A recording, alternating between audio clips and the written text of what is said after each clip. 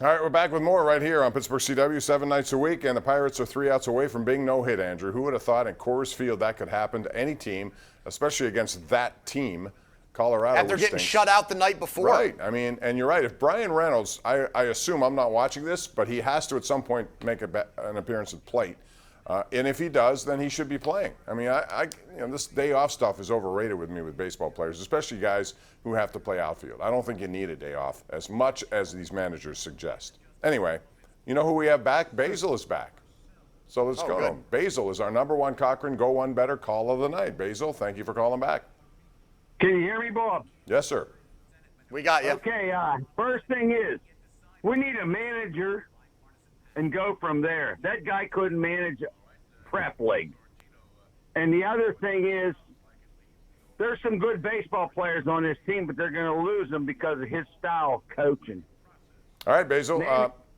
Andrew, let me ask you this. How do you gauge Derek Shelton? I think that's other coaches and managers around here are, held to a lot of criticism when necessary, and a lot of it's deserved. In his case, nobody seems to really criticize it because they really don't have much of a team. So how do you gauge his managerial style and his record so far? Yeah, not only that, he's been dealt the horrible deck. He's been dealt the horrible hand of cards. Now, there are some in-game things that I am just perplexed by.